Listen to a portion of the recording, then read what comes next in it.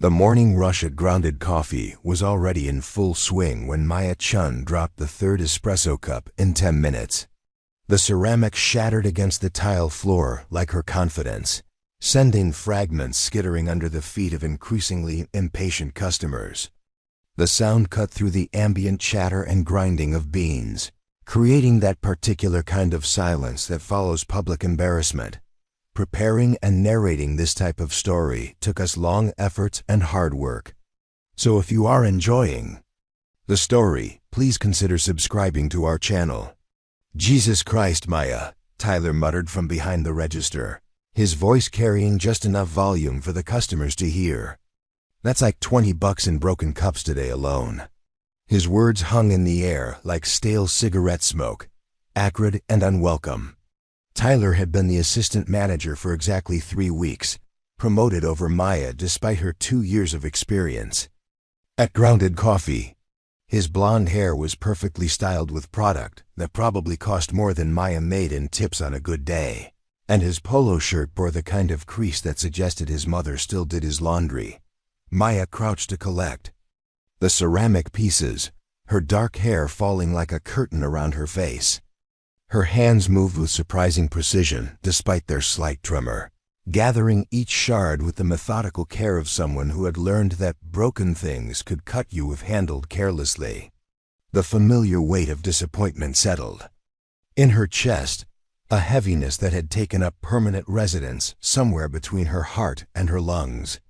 "Maybe coffee isn't your thing," suggested Jennifer, the college sophomore who worked weekends and never let anyone forget she was pre-med. Jennifer stood by the espresso machine with her arms crossed, her voice carrying that particular brand of concern that masked judgment.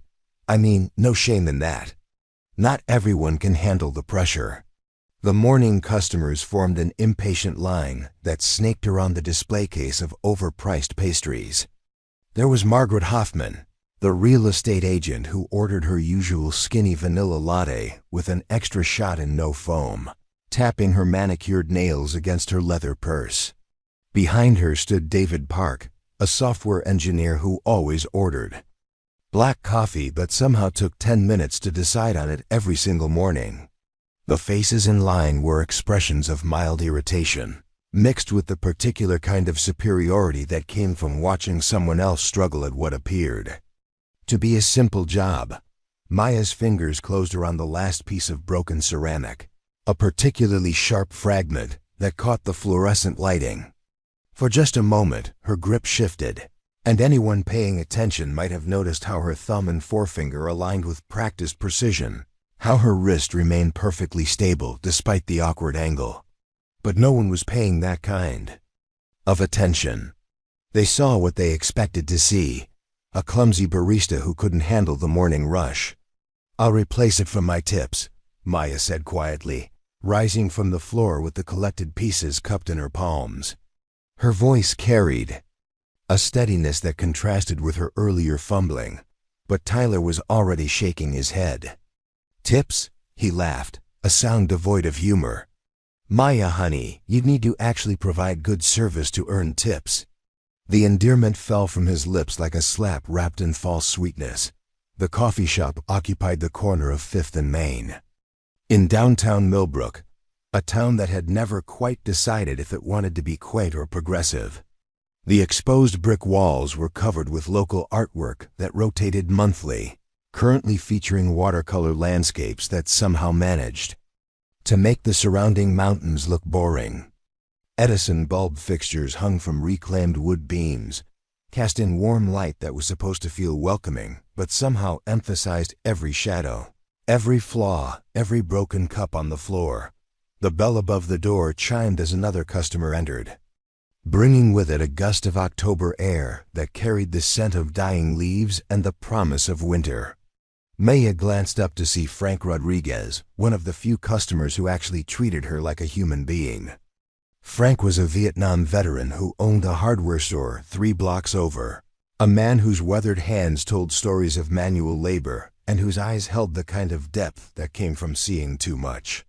"Morning, Maya," Frank said, his voice carrying The gravelly warmth of someone who had smoked too many cigarettes in another lifetime. The usual when you get a chance. Frank's usual was simple. Large black coffee, no sugar, no cream, no complications. But more than that, Frank had never once complained when Maya's hands shook, never sighed dramatically when she took an extra moment to get his order right. He usually left a $5 tip on a $3 coffee, and always said thank you like he meant it. "Coming right up, Frank," Maya replied, and for the first time that morning, her voice carried something approaching confidence. As she moved toward the coffee station, Tyler stepped in front of her. "I'll handle this one," he said, not quite. Looking her in the eye. "Why don't you go clean the tables or something?" The dismissal stung more than Maya cared to admit.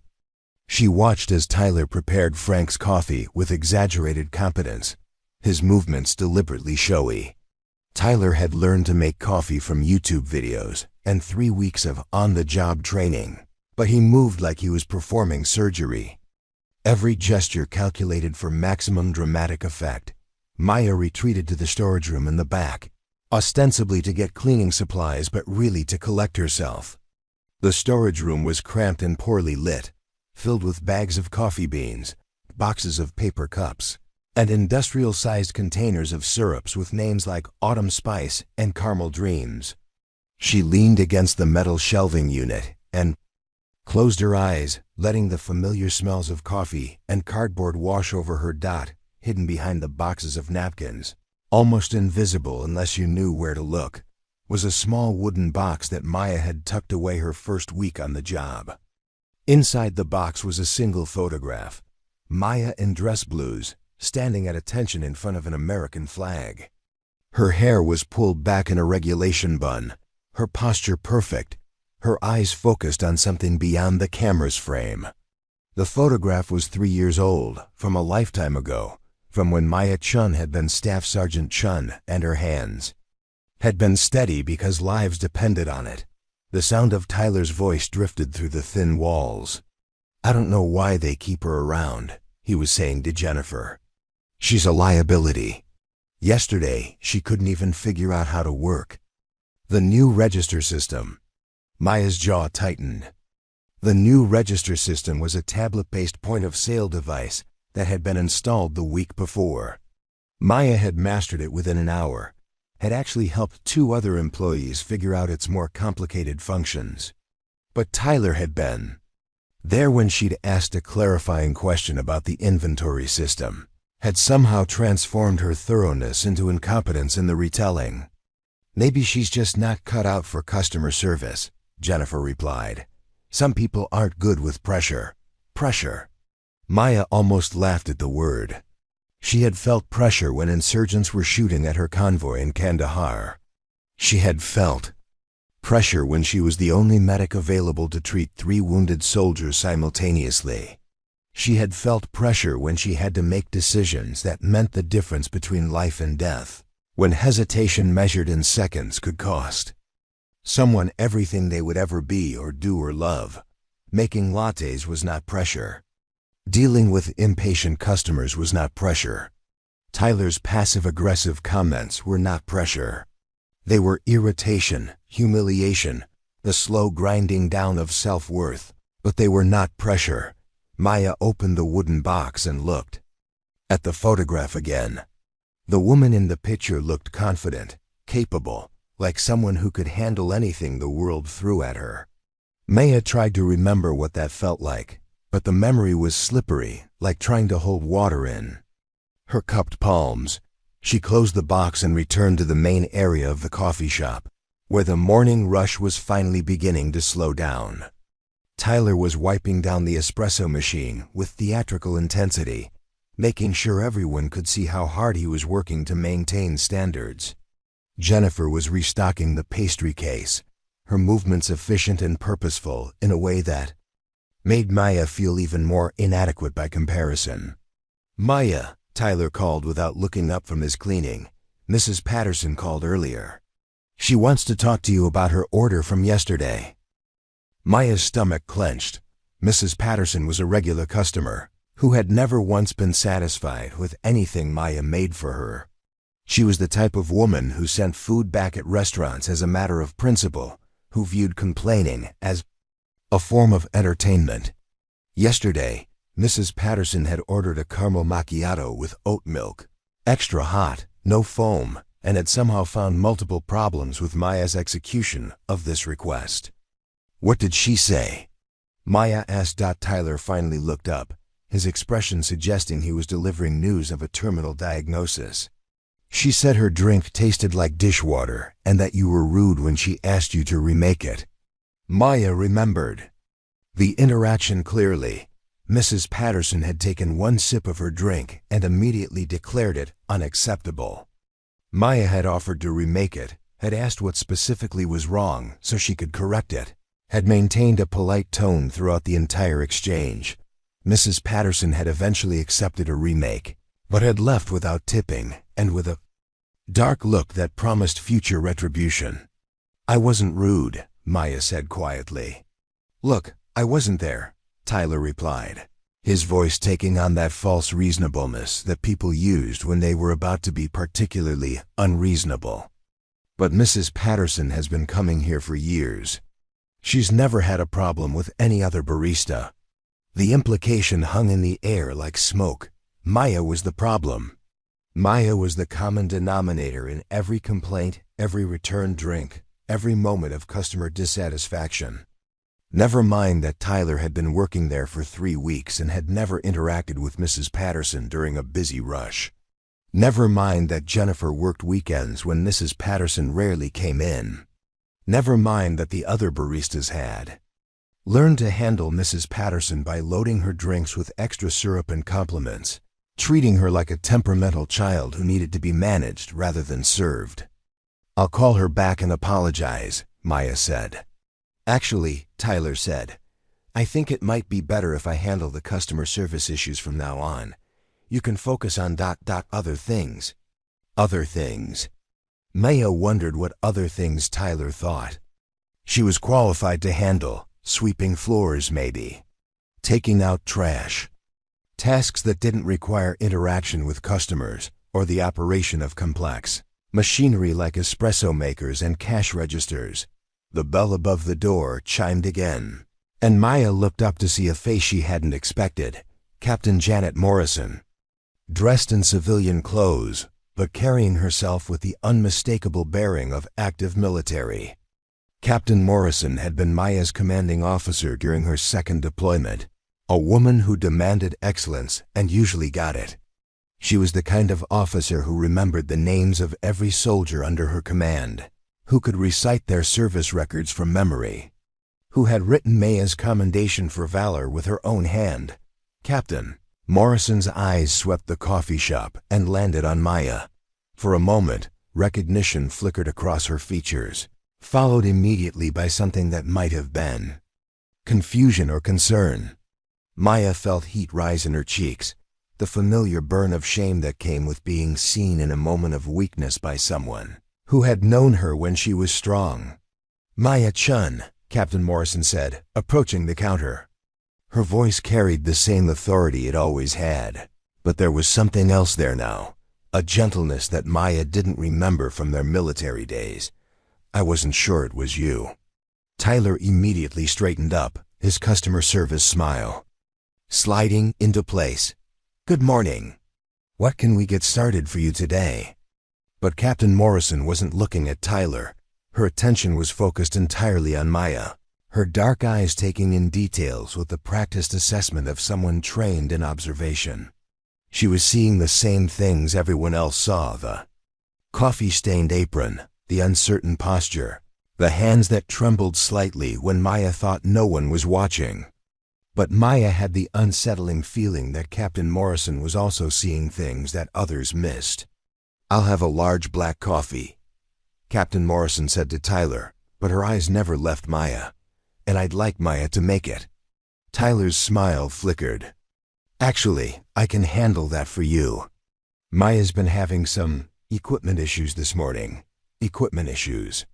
As if Maya's competence were a mechanical problem that could be diagnosed and repaired. "I'd prefer Maya," Captain Morrison said. her voice taking on the particular tone that military personnel used when they weren't making a request, so much as issuing a politely worded order. Maya moved toward the coffee station, her hands steadier than they had been all morning. There was something about Captain Morrison's presence that activated muscle memory, that reminded Maya's body how it felt to be competent. She selected a clean cup, positioned it under the coffee dispenser, and filled it with smooth, practiced movements. No fumbling, no hesitation, no dropped ceramics. "Thank you," Captain Morrison said when Maya handed her the coffee. She left a $10 tip on a $3 drink and lingered at the counter for a moment longer than necessary. "It's good to see you, Maya. Take care of yourself." After she left, Tyler stared at Maya with poorly concealed suspicion. "Who was that?" "Just a customer," Maya replied. "She seemed to know you pretty well for just a customer." Maya didn't respond. She couldn't explain Captain Morrison without explaining everything else, and everything else was not a conversation she was prepared to have with Tyler or Jennifer or anyone else in Millbrook.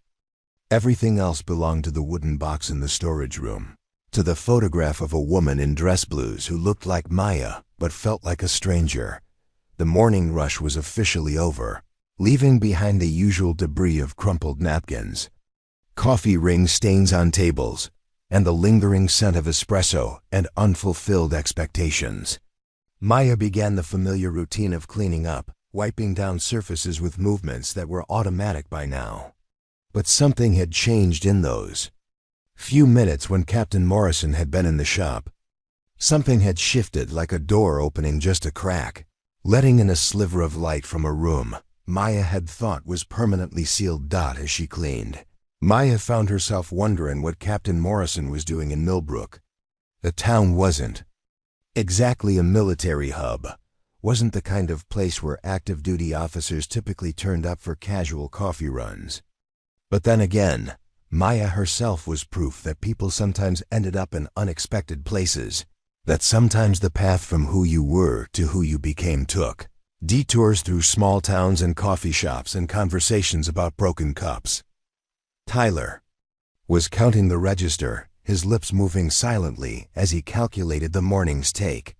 Jennifer was restocking supplies, preparing for the lunch rush that would be smaller but no less demanding. And Maya was wiping down tables, removing the evidence of other people's morning routines, erasing the small marks they left behind so that the space would be clean and ready for the next group of customers to come in and leave their own traces of existence. But in the storage room, hidden behind boxes of napkins, a photograph waited in its wooden box. And somewhere in Maya's chest, beneath the familiar weight of disappointment and shame, something else was stirring. Something that felt almost like possibility.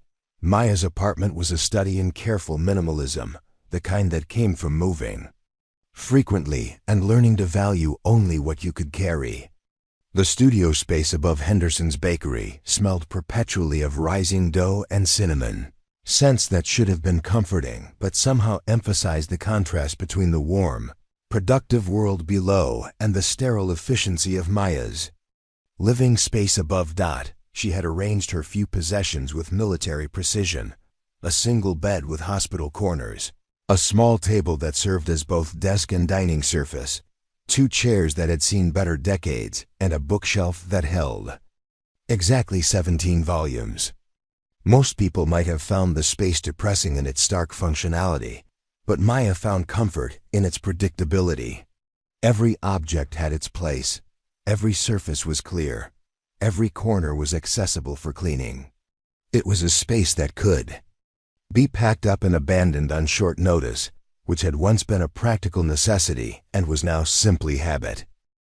The morning after Captain Morrison's visit, Maya sat at her small table, nursing a cup of coffee she'd made in the French press that was one of her few indulgences.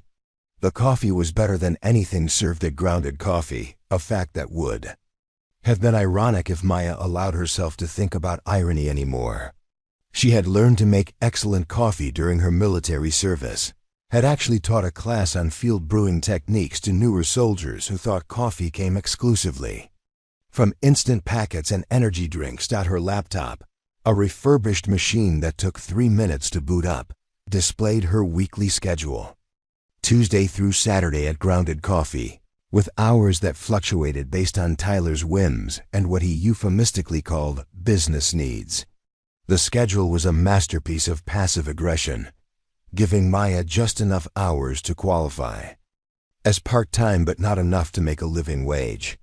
She supplemented her income with occasional freelance bookkeeping work, a skill she developed during her time as a non-commissioned officer responsible for supply chain management. Maya's phone buzzed with a text from her mother.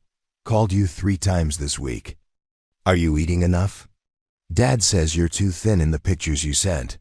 The pictures Maya had sent were carefully curated selfies taken in good lighting, designed to project health and happiness to parents who lived 3,000 miles away and believed their daughter was finding herself in small-town America. Maya had become expert at crafting these illusions, at cropping out the parts of her life that would cause worry or disappointment. Her parents knew she worked at a coffee shop, but thought it was a charming temporary adventure, like a gap year that had extended into gap years. She typed back, "I'm fine. Just busy, we'll call this weekend." It was a lie. She wasn't fine, and she probably wouldn't call this weekend. Talking to her parents required an energy she didn't possess, demanded a performance of wellness that exhausted her more than 12-hour shifts at the coffee shop. Her parents had been so proud when she enlisted, had bragged to their friends about their daughter, the soldier. They had been equally proud when she came home, assumed that her early discharge was simply the natural end of a successful military career rather than something more complicated. She had never told them the full truth about her discharge or why she'd really left the military and wounded 2 others. She had never told them about the medal she'd been awarded for treating the wounded under fire, or about the commendation that cited her extraordinary courage and technical skill in the face of enemy action. She had never told them that she had nightmares about Martinez's blood on her hands, or that she sometimes woke up thinking she could still smell smoke and cordite.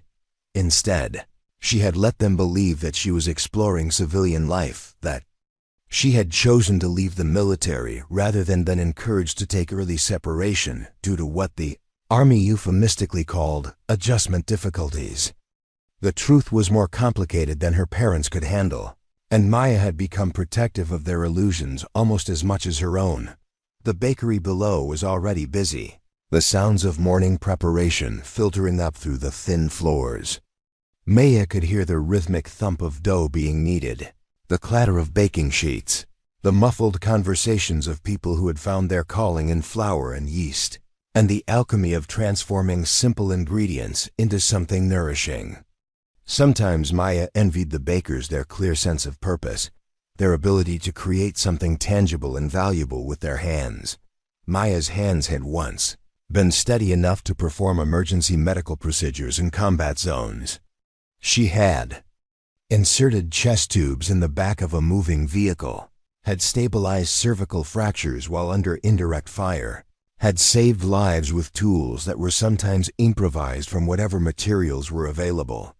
Her hands had been instruments of precision and healing, had been trusted by soldiers who knew that Maya's competence was the difference between going home and being shipped home in a flag-draped box that now those same hands couldn't seem to hold. Onto coffee cups, Maya finished her breakfast toast with peanut butter, a banana, orange juice that tasted like a childhood she couldn't quite remember, and prepared for another day at Grounded Coffee. She had developed a routine that was part preparation and part ritual.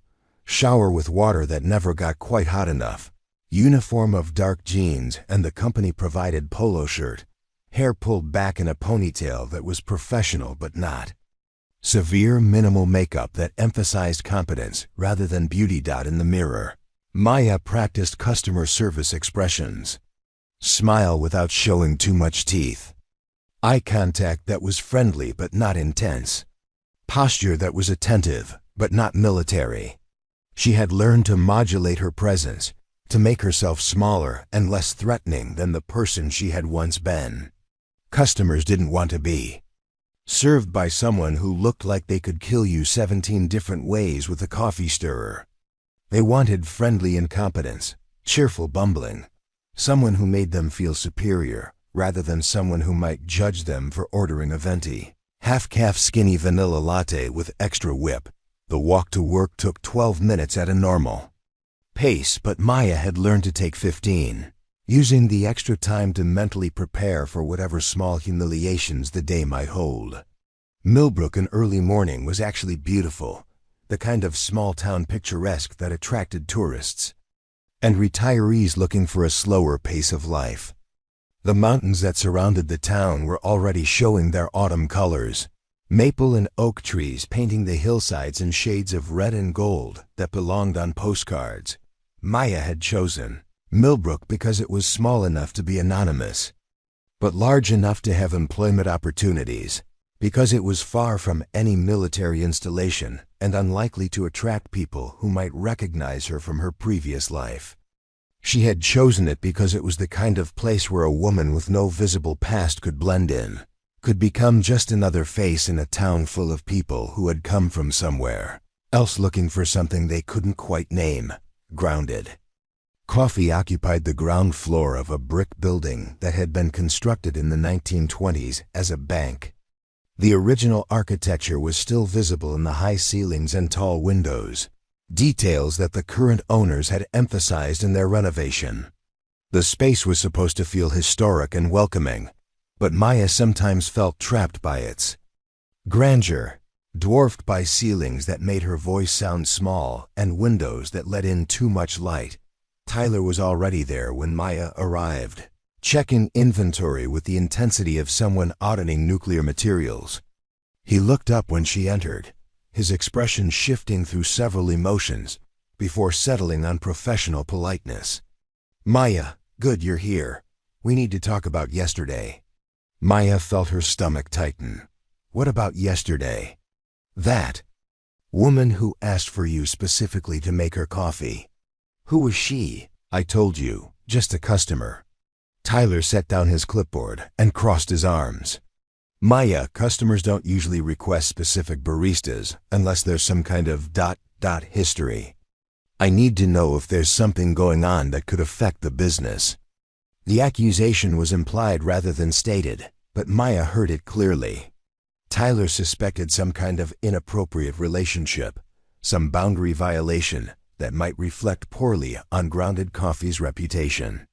The suggestion was so ridiculous that Maya might have laughed if she weren't so tired of defending herself against imaginary crimes. "There's nothing going on," Maya said. "She just preferred that I make her coffee." "Why?" The question hung in the air between them. Why would anyone prefer Maya to make their coffee? Why would anyone specifically request the clumsy barista who dropped cups and fumbled with the register? Tyler's confusion was genuine, and Maya realized that he couldn't conceive of a world in which she might be competent at anything. "I don't know," Maya said, which was both true and false. She didn't know why Captain Morrison had specifically requested her service, but she suspected it had something to do with recognition, with one veteran acknowledging another in a civilian space where their shared experience was invisible. Tyler studied her face for a long moment, apparently trying to detect deception. "Okay," he said finally. "But if there's some kind of personal situation that's going to create drama, I need to know about it." Drama, as if Maya's carefully constructed anonymity could generate drama. As if her desperate attempt to blend in and be forgettable could somehow create the kind of workplace disruption that Tyler clearly feared. Maya had spent 2 years trying to be as unremarkable as possible, and she was apparently succeeding too well for her own good. Jennifer arrived 20 minutes later, bringing with her the particular energy of someone who had gotten 8 hours of sleep and eaten a healthy breakfast. She tied her apron with movements that were brisk and efficient, chatting about her morning, classes and a paper she was writing on pre-med requirements. Jennifer's life had the kind of forward momentum that Maya envied, a clear trajectory from college to medical school to career to whatever came after career. There was no doubt in Jennifer's voice, no hesitation about her place in the world or her ability to succeed. "Did you hear about the thing at the community center?"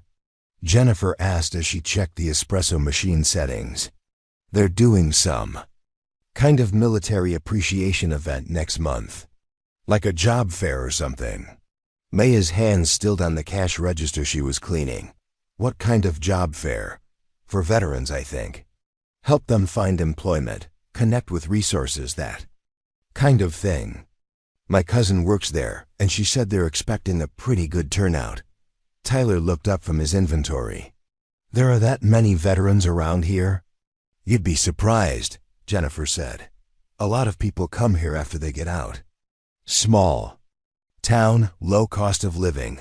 Good place to ... what do they call it? Decompress?" Decompress. Maya wondered if that's what she was doing.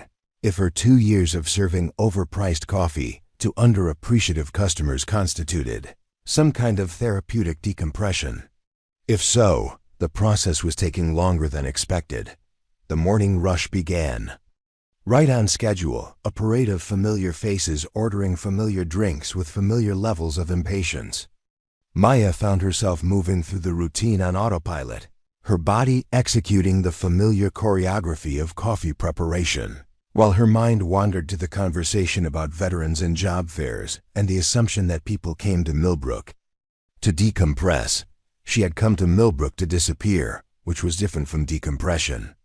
Decompression implied that pressure would eventually be released, that the process had a goal and an endpoint. Disappearing was more permanent, a deliberate erasure that didn't require resolution or healing, just the gradual fading of identity, until you became background noise in other people's lives. Around 10:30, during the brief lull between breakfast and lunch rushes, Frank Rodriguez came in for his usual black coffee. He approached the counter with the unhurried gait of someone who owned his own business and didn't have to ask permission for coffee breaks.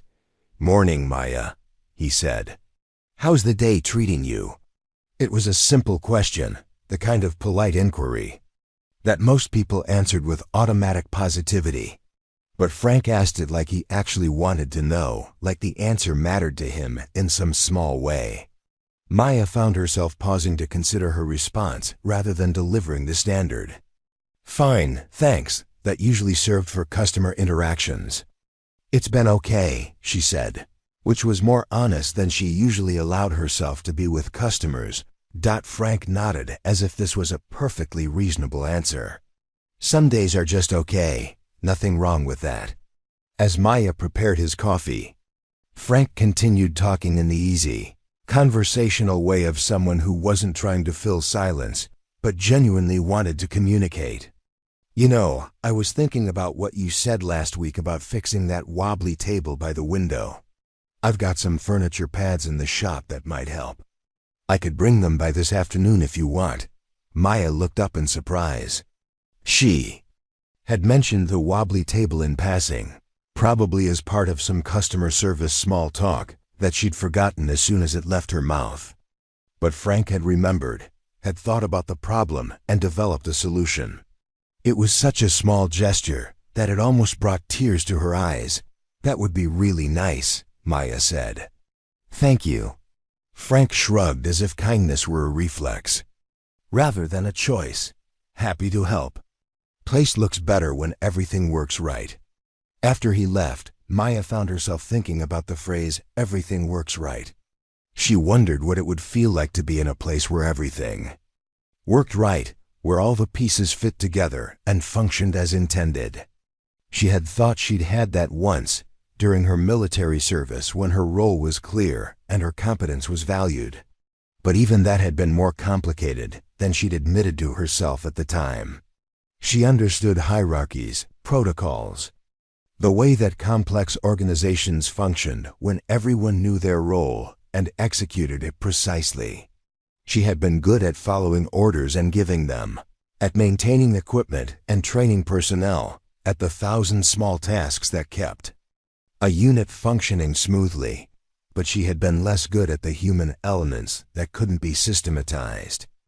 She had struggled with the casual camaraderie that developed between soldiers, had always felt slightly outside the bonds that others formed naturally. She had been respected rather than liked, competent rather than popular. When the convoy hit, the IED, and Maya had performed life-saving medical procedures under fire, her actions had been heroic, but not surprising. Everyone knew that Staff Sergeant Chen would do her job regardless of circumstances, would follow protocol even when protocol meant putting herself at risk. What they hadn't known, what Maya hadn't known until afterward, was that competence and courage weren't enough to protect you from the weight of other people's expectations. The medal and commendation had made her a symbol rather than a person, had created a version of herself that she couldn't sustain indefinitely. The Army had wanted her to re-enlist, had offered promotions and specialized training, and the kind of career trajectory that would have made her parents proud. Instead, Maya had requested early separation and moved to a town where no one knew Staff Sergeant Chen, where she could be just Maya. Just another person trying to get by in a world that didn't require her to be heroic or competent, or anything other than present. The lunch rush was smaller but more intense than the morning crowd, filled with people who had exactly 30 minutes to grab food and get back to jobs that actually mattered. Maya moved through the familiar routine of taking orders and preparing drinks, her body performing the tasks while her mind continued its wandering examination of past and present selves. Around 2 o'clock, as the afternoon settled into its familiar rhythm of occasional customers and equipment maintenance, Tyler approached Maya with an expression that suggested bad news delivered with managerial authority. "Maya, we need to talk about your performance metrics." Performance metrics. Maya almost smiled at the phrase. Tyler had been reading management books again, absorbing buzzwords and applying them to the operation of a small-town coffee shop as if he were running a Fortune 500 company. "What about them?" Maya asked. Tyler pulled out a folder that he'd clearly prepared for this conversation. "Your customer satisfaction scores are below average. Your speed of service needs improvement. And there have been multiple complaints about accuracy." The accusations were familiar, but Maya noticed that Tyler was being unusually formal about them. Usually his criticism came in the form of casual comments and pointed sighs, moments of passive aggression that could be dismissed as workplace friction rather than documented problems. The folder suggested that Tyler was building a case for something more serious than his usual petty tyranny. "What kind of complaints?" Maya asked. Tyler opened the folder and consulted what appeared to be handwritten notes. "Mrs. Patterson says you're consistently rude and inattentive. The Hendersons think you move too slowly during busy periods. And there have been multiple reports of orders being prepared incorrectly." Maya recognized the pattern. Tyler was collecting anecdotal complaints and presenting them as systematic evidence of incompetence. It was a technique she'd seen used against soldiers who had fallen out of favor with their commanding officers, a way of creating official justification for unofficial decisions. "Are there specific incidents you want to discuss?" Maya asked. "It's not about specific incidents," Tyler said. "It's about patterns.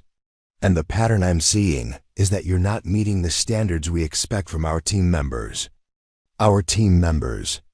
Tyler had been working at Grounded Coffee for exactly 26 days, but he spoke as if he were a founding partner rather than an assistant manager who had been promoted above his competence level. Maya felt something shift inside her chest, a familiar tightening that she recognized from her military days.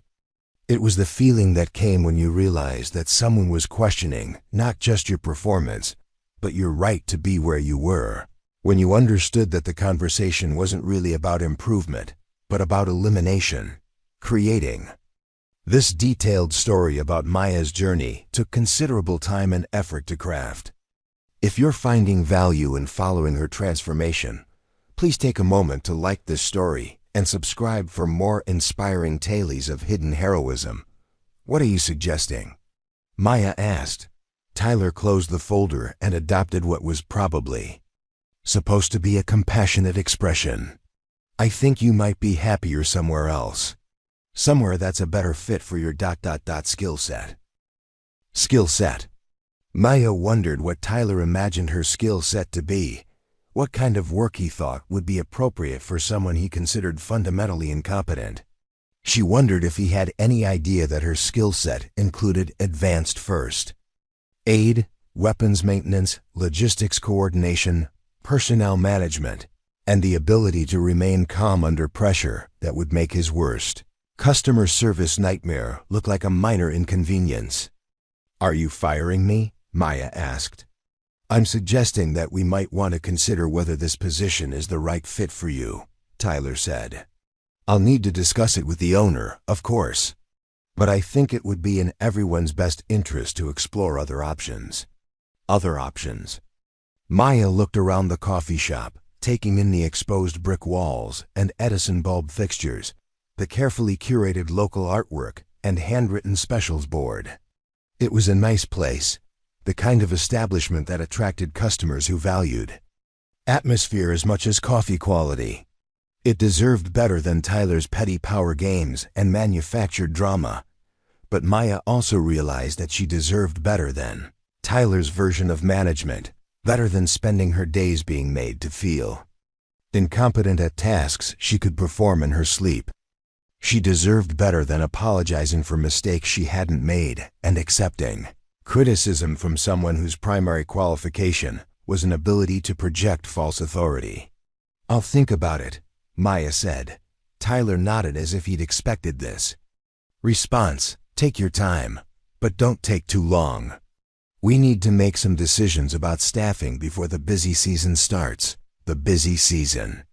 Maya wondered when Millbrook's coffee consumption reached levels that could be described as busy. What kind of rural coffee emergency would require the hiring of competent staff? But she didn't ask. Instead, she finished her shift with the mechanical precision of someone going through familiar motions, cleaned her station with thoroughness that Tyler probably interpreted as obsessive attention to detail, and left without saying goodbye. The walk home felt different somehow, as if Tyler's veiled threats had shifted something fundamental about Maya's relationship with the town itself. She had spent 2 years trying to blend in, to become invisible, to exist without making waves or drawing attention. But invisibility, she was learning, could be its own kind of trap. When you succeeded in becoming forgettable, people forgot that you had value. When you made yourself small enough to avoid notice, you sometimes disappeared entirely. Maya's apartment felt smaller when she returned, the careful minimalism seeming sparse rather than intentional. She sat at her small table and opened her laptop, staring at the blank screen as if it might provide answers to questions she wasn't quite ready to ask. For the first time in 2 years, she found herself considering what came next. What she would do if Tyler followed through on his implied threats and found a reason to fire her. The rational part of her mind knew that losing a job at Grounded Coffee would not be a catastrophe. She had savings, had freelance work that could be expanded, had skills that were valuable even if they weren't currently being valued. But the emotional part of her mind, the part that had been systematically worn down by 2 years of small humiliations and casual dismissals, whispered that maybe Tyler was right. Maybe she really wasn't cut out for customer service. Maybe her competence had been an illusion all along, something that had only seemed real in the artificial structure of military life. Maya opened a new browser, tab and typed Millbrook Veteran Services into the search bar, then stared at the Pandi blinking cursor without hitting enter. She wasn't ready to admit that she needed help, wasn't ready to acknowledge that her carefully constructed anonymity might have been a mistake rather than a solution. But she also wasn't ready to spend the rest of her life apologizing for taking up space in a coffee shop that would be better served by someone who could hold onto ceramic cups. Her phone buzzed with a text from an unknown number. This is Janet Morrison. Got your number from the VA database. Would like to talk if you're available. Coffee tomorrow? 10 a.m. at Henderson's Bakery. Maya stared at the message for a long time, her thumb hovering over the reply button. Captain Morrison had found her, had somehow tracked her down through official channels that Maya had thought were sealed. The message was polite, but carried the unmistakable weight of command. The kind of request that wasn't really a request at all. Maya typed and deleted several responses before settling on, "I'll be there." She closed the laptop and sat in the gathering darkness of her apartment, listening to the sounds of the bakery below as the evening shift prepared tomorrow's bread. For the first time in 2 years, Maya allowed herself to imagine that tomorrow might be different from today, that the careful stasis she had maintained might finally be ready to break. Henderson's bakery occupied the ground floor of the same building that housed Maya's apartment, but she had never actually been inside during business hours. The space was warm and welcoming in a way that grounded coffee tried to achieve, but never quite managed, filled with the honest smells of baking bread and the comfortable chatter of people who came for sustenance rather than status.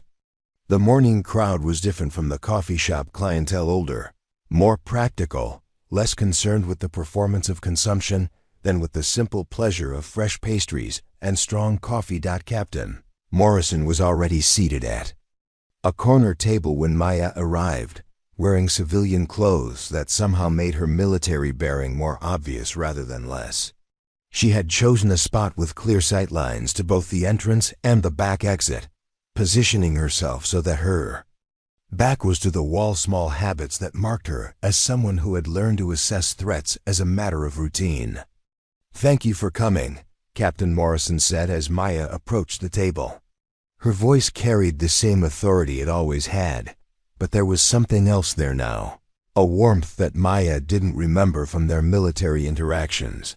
Maya sat down carefully, hyper-aware of her own posture and wondering if she was unconsciously sliding back into military comportment. "I have to admit, I'm curious how you found me." Captain Morrison smiled, and for the first time Maya could remember, the expression seemed genuinely amused rather than professionally appropriate. "The Army keeps better track of its people than you might think. Even the ones who think they've disappeared." The word sent a chill through Maya's chest. She had spent 2 years believing that she had successfully erased Staff Sergeant Chen, had convinced herself that Maya the barista was a completely separate person with no connection to her military past. The idea that her location had been known all along, that her carefully constructed anonymity had been an illusion, made her feel exposed in a way that was both frightening and strangely liberating. "Am I in some kind of trouble?"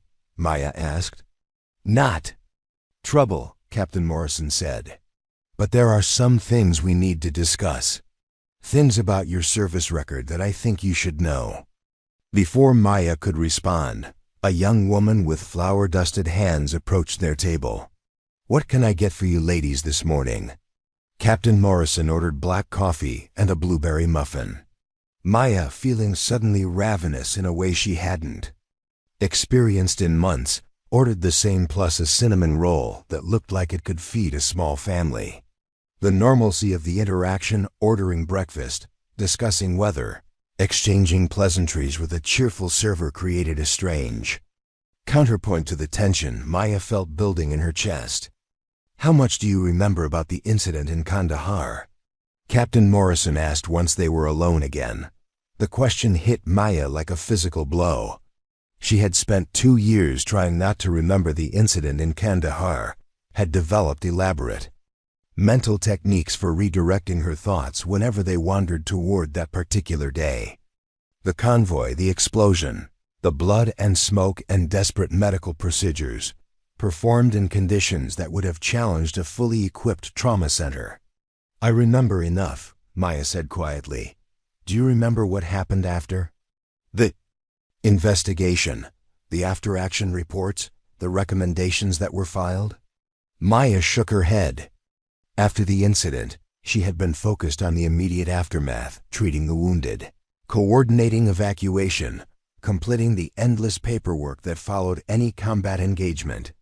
She had been aware that there would be an investigation, But she had assumed it was routine, the kind of bureaucratic process that the Army used to document and analyze every significant event.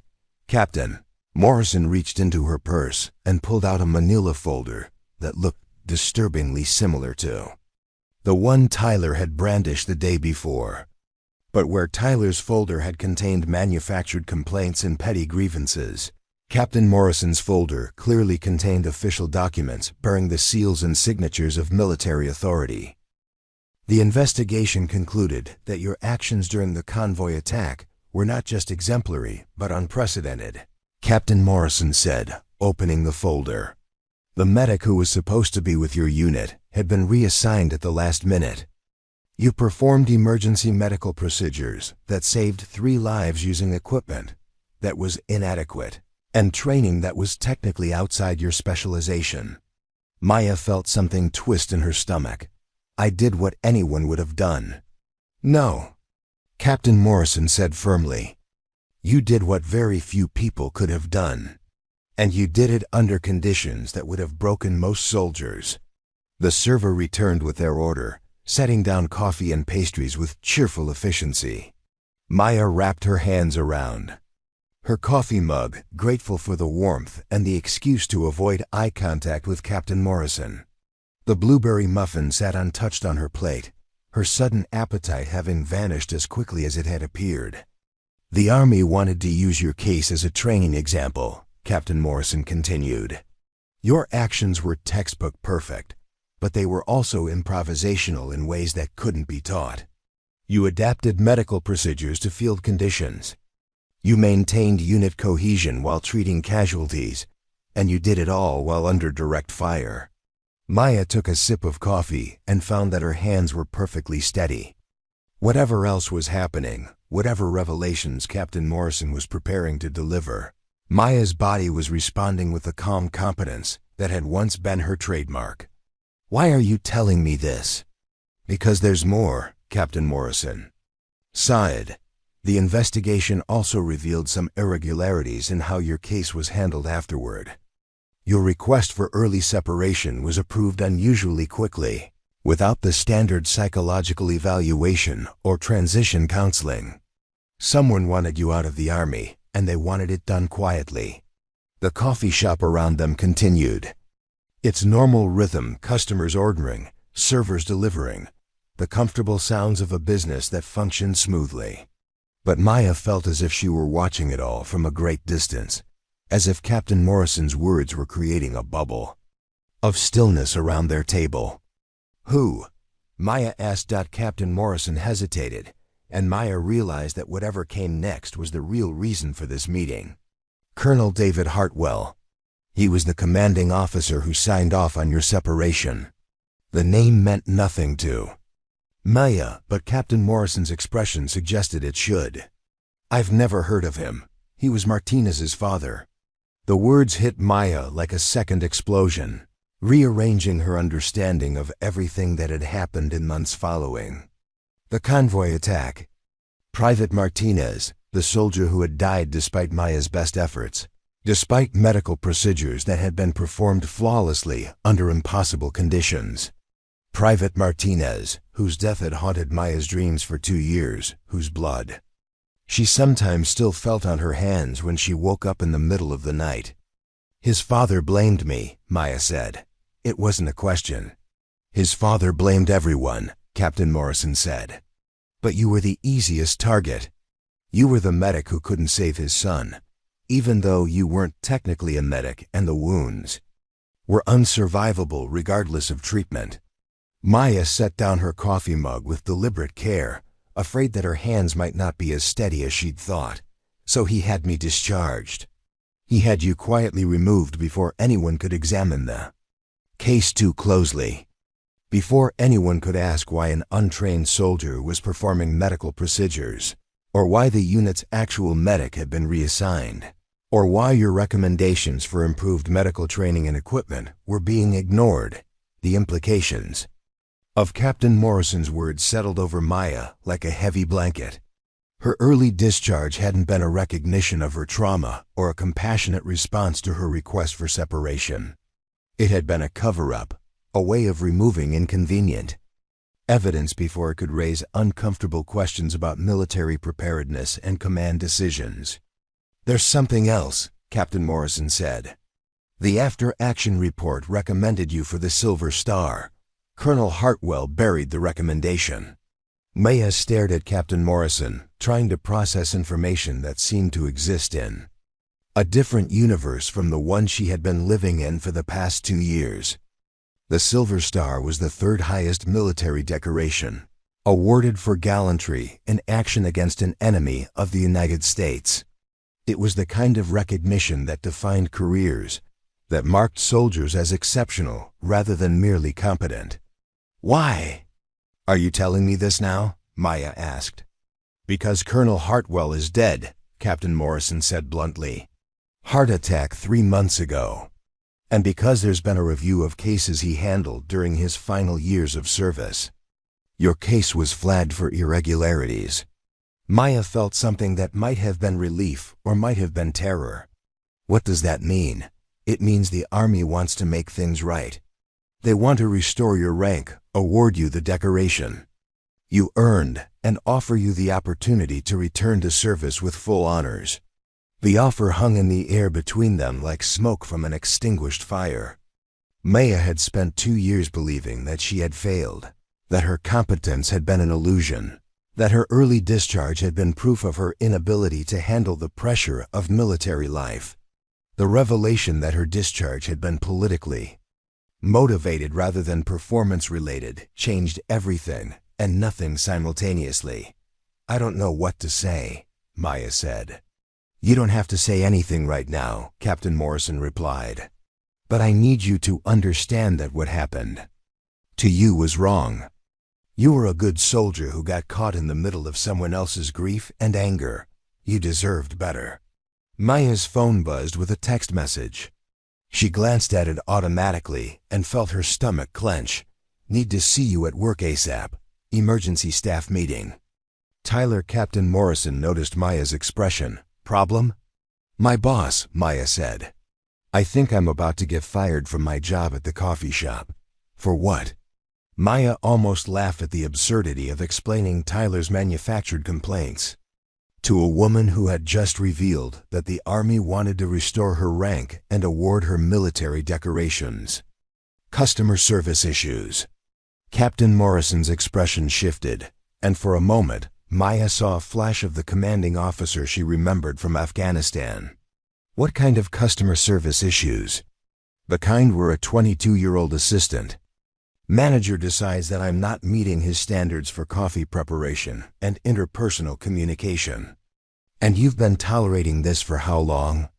Maya realized that she didn't know how to answer that question. She had been tolerating Tyler's behavior since he'd been hired, but she had been tolerating similar treatment from similar people for 2 years. She had accepted casual dismissal and manufactured criticism as the natural price of civilian employment, had internalized the message that her competence was always in question and her place in any organization was provisional. "Too long, Maya," said. Captain Morrison leaned back in her chair, and Maya could practically see her reassessing the situation with the tactical awareness of someone trained to evaluate threats and opportunities. "You know what? I think I'd like to see this coffee shop of yours." "You don't have to." "Actually, I do," Captain Morrison said. "I'm curious to meet the man who thinks he can intimidate a decorated veteran into accepting substandard treatment."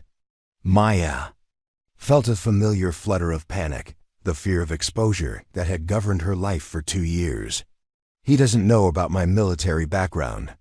Maybe it's time he learned."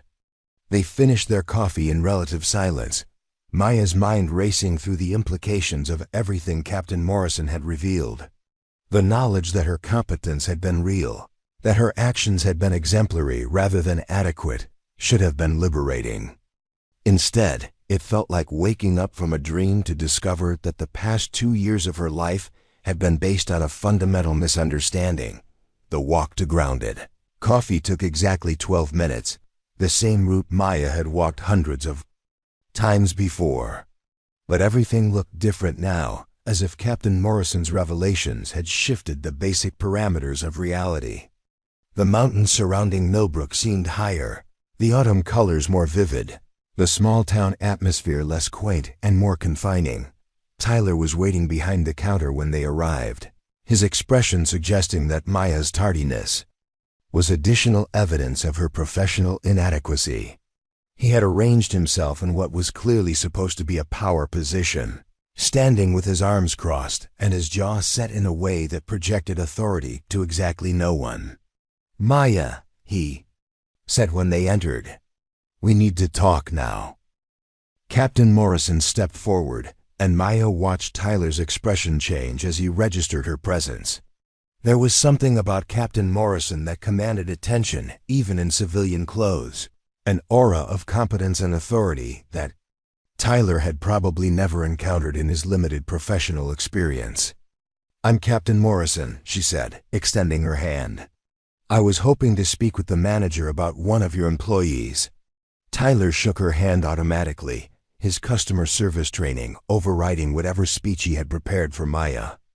"I'm Tyler Harrison, the assistant manager. Is there a problem?" "On the contrary," Captain Morrison said. "I wanted to commend you on having Maya on your staff. It's not often you find someone with her qualifications working in food service." Tyler glanced at Maya with poorly concealed confusion. Her qualifications? 3 tours in Afghanistan, decorated. Combat veteran, specialized training in emergency medical procedures and logistics coordination. The Army doesn't give up people like Maya lightly. Maya watched Tyler's face cycle through several expressions as he processed this information. Confusion gave way to surprise, which shifted to something that might have been calculation as he tried to reconcile Captain Morrison's description with his perception of Maya as an incompetent barista. "I didn't know," Tyler said. "Of course you didn't," Captain Morrison replied. "Maya's not the type to advertise her accomplishments. But I'm curious about these performance issues I've been hearing about." Tyler's customer service smile flickered like a fluorescent bulb about to burn out. "Performance issues?" "Customer satisfaction problems, speed of service concerns, accuracy complaints," Captain Morrison said, repeating Tyler's own words from the day before. "I find it hard to believe that someone who coordinated medical evacuations under enemy fire can't handle a coffee order." The coffee shop had gone quiet, the few customers present clearly sensing that they were witnessing some kind of confrontation. Jennifer emerged from the storage room carrying a box of supplies, took in the scene, and set the box down carefully as if it might explode. "There may have been some miscommunications," Tyler said. "Miscommunications," Captain Morrison repeated. "Is that what you call it when you threaten to fire a decorated veteran for dropping a coffee cup?" Maya felt heat rise in her cheeks. She hadn't told Captain Morrison about Tyler's threats, but apparently the inference had been easy enough to make. Tyler's face had gone pale, and Maya realized that he was finally understanding the magnitude of his mistake. I mean, if I had known ... double quotes Tyler stammered. "Known what?" Captain Morrison asked. "That Maya had earned the right to be treated with respect? That her service record speaks to competence that far exceeds anything required for this job? Or just that there might be consequences for treating people badly?" Frank Rodriguez chose that moment to enter the coffee shop, bringing with him a small bag that probably contained the furniture pads he had promised to bring for the wobbly table.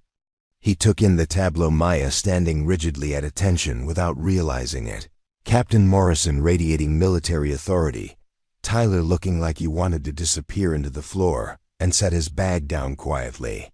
"Morning, Maya," Frank said. "Brought those pads for the table." "Thank you, Frank," Maya said, her voice steadier than she felt. Frank looked at Captain Morrison with the kind of recognition that passed between veterans regardless of branch or era of service. "Ma'am."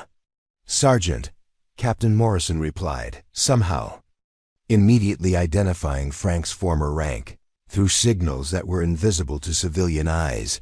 Tyler looked back and forth between them as if trying to solve a puzzle that kept changing pieces. "I don't understand what's happening here." "What's happening," Captain Morrison said, "is that you're about to learn something important about the people you work with." Chen is a combat veteran who was awarded multiple commendations for valor under fire. She saved lives under conditions that would break most people. And for the past 2 years, she's been working for you, doing her job competently and professionally while you've been treating her like she's incompetent. Jennifer had been listening to this exchange with growing amazement. "Maya, is this true?" Maya nodded, not trusting her voice. The secret she had guarded for 2 years was out, exposed in the most public way possible. She felt simultaneously liberated and terrified, as if she had been hiding behind a protective wall that had suddenly crumbled. "Why didn't you ever say anything?" Jennifer asked. "Because," Maya said, finding her voice, "I came here to be invisible. I wanted to be nobody special, just another person doing a normal job. I thought if people knew about my military background, they'd either treat me like a hero or like a victim, and I didn't want to be either one." Tyler seemed to be struggling to reconcile this new information with his established narrative about Maya's incompetence. "But the customer complaints are probably exaggerated or taken out of context," Captain Morrison said.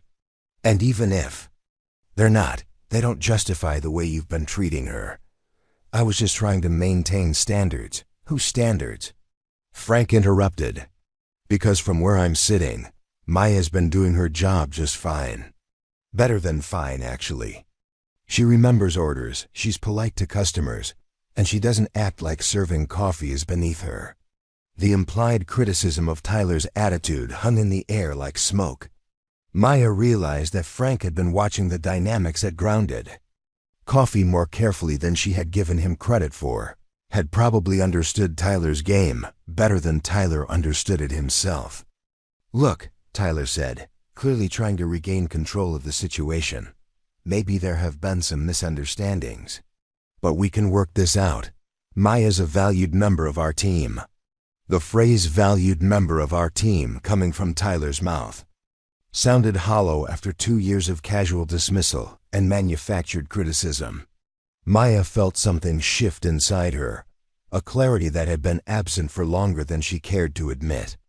"Actually," Maya said, "I don't think we can work this out." Tyler's relief was visible.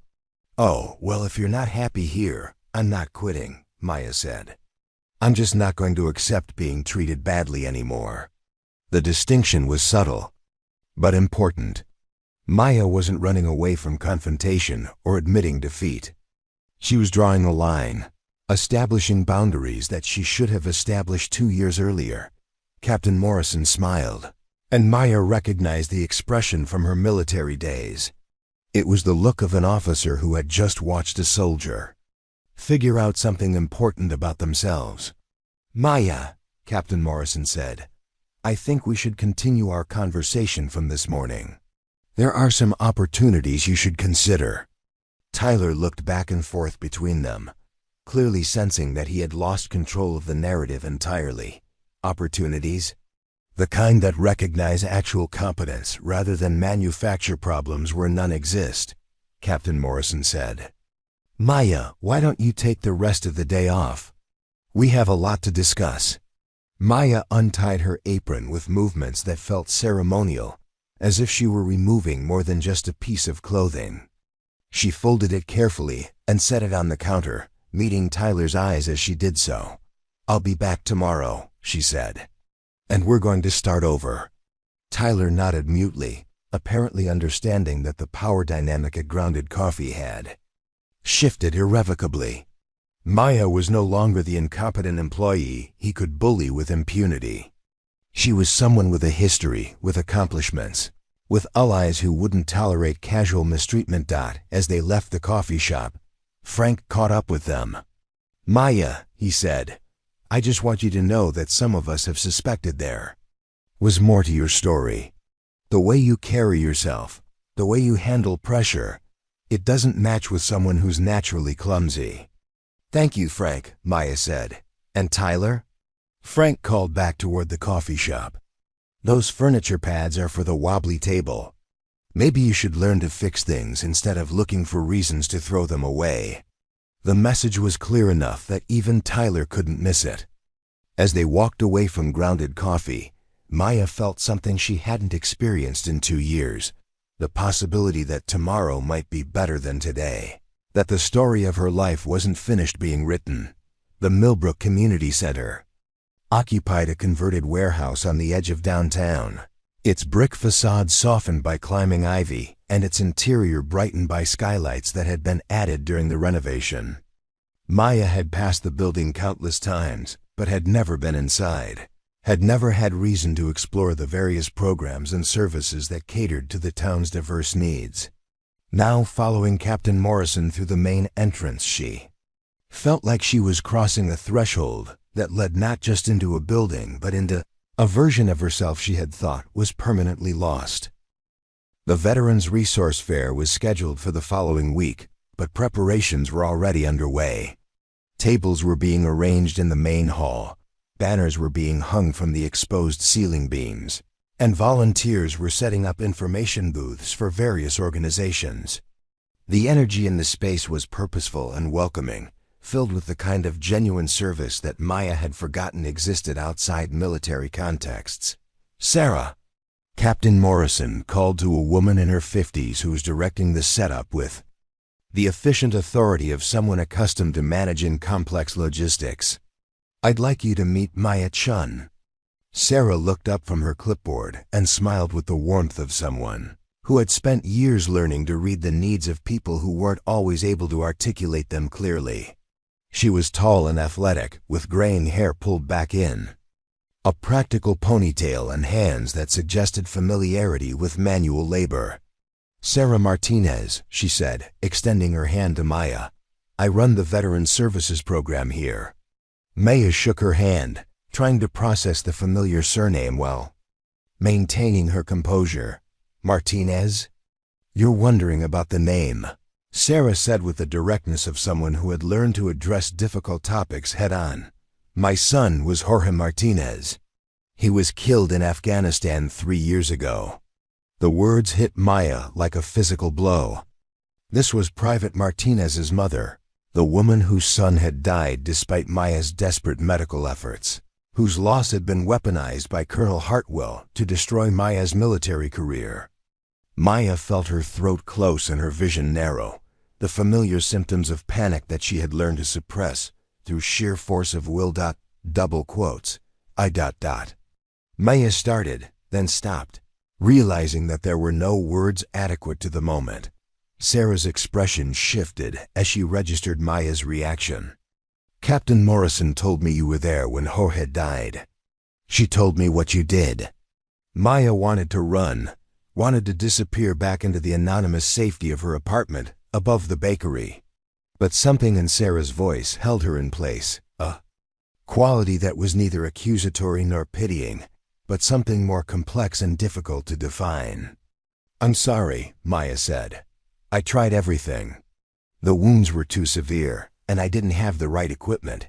And—" "Stop," Sarah said gently. "You have nothing to apologize for." Captain Morrison had been watching this exchange with careful attention, and now she stepped forward. "Sarah, why don't you tell Maya what you told me about Jorge's letters?" Sarah nodded and reached into a folder she was carrying. "Jorge wrote to me regularly during his deployment. In his last letter received after he died, he mentioned the convoy's medic had been reassigned and that they had a sergeant who was cross-trained in emergency procedures. He said this sergeant was someone the unit trusted completely, someone who took care of everyone." She pulled out a piece of paper that had been folded and unfolded many times, its edges soft with handling. He wrote, "If anything happens to us out here, I know Sergeant Chen will do everything possible to get us home. She's the kind of soldier who doesn't give up on people." Maya felt tears she hadn't allowed herself to shed for 2 years burning behind her eyes. The letter was proof that Private Martinez had known and trusted her, that her efforts to save him had been recognized and valued, even if they had ultimately failed. "Jorge's father never saw this letter," Sarah continued. "David was consumed." by grief and anger after Jorge's death. He needed someone to blame, and you were convenient, but Jorge knew who you were. He trusted you with his life, and you honored that trust by doing everything humanly possible to save him.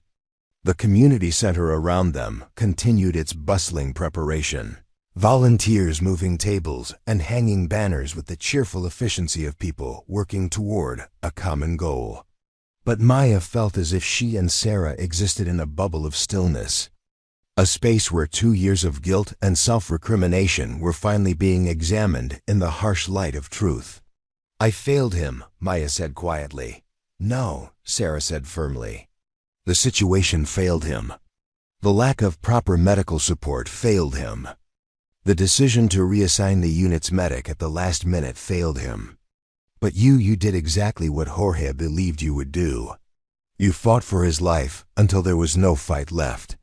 Captain Morrison had been quiet during this exchange, but now she opened her own folder and pulled out several official documents. "Maya, there's something else you need to see. The medical examiner's report from Jorge's death." Maya took the document with trembling hands. Medical examiners' reports were clinical documents, filled with technical language and anatomical details that reduced human tragedy to measurable facts. But they were also unimpeachably honest, free from the emotional distortions that could cloud witness accounts and official narratives. "Read the conclusion," Captain Morrison said. Maya scanned the document until she found the relevant section. Multiple penetrating wounds to chest and abdomen resulting in massive blood loss and damage to vital organs. Wounds were unsurvivable, regardless of medical intervention. Emergency treatment provided in field conditions was appropriate and skillfully executed, but could not overcome the severity of trauma sustained. The words should have been vindicating, but Maya found that vindication felt different than she had expected. The official confirmation that Jorge's death had been inevitable didn't erase 2 years of guilt, but it did provide a foundation for rebuilding her understanding of that day and her role in it. "The medic who was supposed to be with your unit," Sarah said, "was reassigned because Colonel Hartwell wanted him for his own staff. David was more concerned with having medical support for his headquarters unit than ensuring that combat patrols had adequate coverage." The revelation added another layer to Maya's understanding of the conspiracy that had destroyed her military career. Colonel Hartwell hadn't just blamed Maya for his son's death. He had created the conditions that made that death more likely, and then used Maya as a scapegoat to cover his own poor decision-making. "How long have you known this?" Maya asked Captain Morrison. "The investigation into Hartwell's conduct has been ongoing for 6 months," Captain Morrison replied. "Your case was one of several that showed a pattern of retaliation against soldiers who might expose his incompetence." Maya looked around the community center, taking in the preparations for an event designed to help veterans transition into civilian life. The irony was not lost on her that she was receiving this information in a space dedicated to exactly the kind of support she had needed 2 years earlier but had been denied. "There are other cases?" Maya asked. 7 that we know of, Captain," Morrison said. "Soldiers who were quietly discharged or transferred after incidents that reflected poorly on Hartwell's leadership. All of them were told their separations were voluntary, that their performance was inadequate, that their psychological fitness was questionable." Sarah had been listening to this conversation with the focused attention of someone who understood the implications of systematic abuse of power. "How many careers did he destroy?" "We're still finding out," Captain Morrison said, "but the pattern is clear. Hartwell used his position to protect himself at the expense of the soldiers under his command." Maya felt anger building in her chest. A hot, clean emotion that was easier to process than the complicated guilt and shame she had been carrying. For 2 years, she had blamed herself for Jorge's death and her own discharge, had internalized messages about her incompetence and inadequacy. Learning that these messages had been deliberately crafted lies was both liberating and infuriating. "What happens now?" Maya asked. "Now," Captain Morrison said, We give you the recognition you should have received 3 years ago."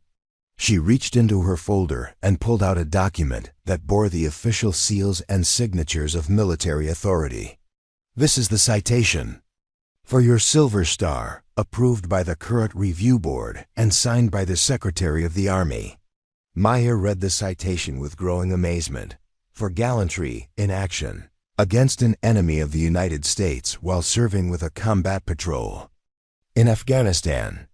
When her unit came under attack and sustained multiple casualties, Sergeant Chen, without regard for her own safety and despite lacking formal medical training, provided life-saving emergency treatment to wounded soldiers under intense enemy fire. Her actions demonstrated exceptional courage, technical skill, and devotion to duty in the highest traditions of military service." "There's going to be a ceremony," Captain Morrison continued, "here, as part of the Veterans Resource Fair. The Army wants to make this public, to show that we take care of our own and that mistakes get corrected." Maya looked at Sarah, who was smiling with the kind of pride that Maya had seen on her own mother's face, but had never thought she deserved. "Jorge would be proud," Sarah said. "He always said you were the best soldier in the unit." The community center was beginning to fill with more volunteers as the afternoon wore on. Maya recognized some faces from around town, people who had probably seen her fumbling with coffee orders and dropping ceramic cups, who had no idea that the clumsy barista from Grounded Coffee was about to be decorated for military valor. "There's something else," Captain Morrison said. "The Army is offering you the opportunity to return to active duty with full restoration of rank and the chance to attend medical training. You could be a real medic, formally trained and properly equipped." The offer was everything Maya might have wanted 3 years earlier, the kind of recognition and opportunity that would have felt like vindication and redemption. But as she considered it, Maya realized that her relationship with the Army had been permanently changed by everything that had happened. "I need time to think about it," Maya said. "Of course," Captain Morrison replied. "But don't take too long. The Army doesn't make offers like this very often." Sarah had been organizing papers while they talked, but now she looked up with an expression that suggested she had something important to add. "Maya, regardless of what you decide about the Army, I hope you'll consider working with our veterans program. We need people who understand what it's like to come home, who can help other veterans navigate the transition." The suggestion resonated with Maya in a way that surprised her. The idea of using her experience to help others going through similar struggles hadn't occurred to her, but it felt like a possibility worth exploring. What would that involve? Maya asked. "Counseling, advocacy, helping veterans access benefits and services," Sarah explained. "And sometimes just being someone who understands what they've been through." Maya thought about the other veterans she had encountered in Millbrook. Frank Rodriguez with his hardware store and his quiet kindness. The occasional customer at Grounded Coffee who carried themselves with unmistakable military bearing. The people who existed in civilian spaces while carrying invisible burdens from their service years. "I'd like to learn more about that," Maya said. The sound of footsteps on the concrete floor announced the arrival of another person. Maya turned to see a young man in his early 20s approaching their group. He moved with the careful precision of someone who had been recently wounded, favoring his left leg and using a walking stick that was clearly medical equipment rather than affectation. "Sorry to interrupt," he said, his voice carrying the particular exhaustion of someone dealing with chronic pain. "Sarah, I wanted to confirm the time for my appointment tomorrow." "Of course, Marcus," Sarah said. 2 o'clock, just like we discussed.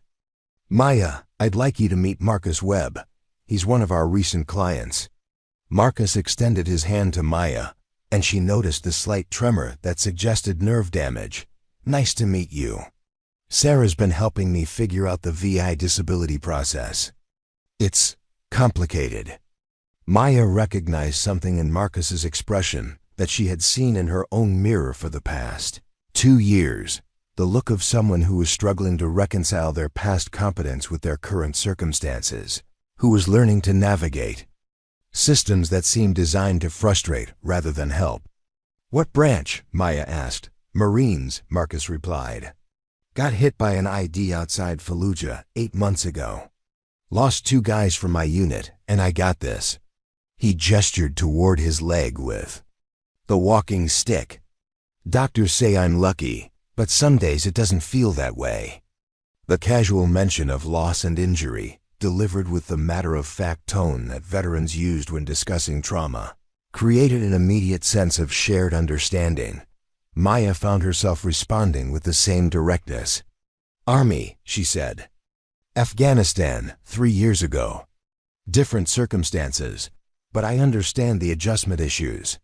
Marcus's expression brightened slightly, the relief of being understood without having to explain himself.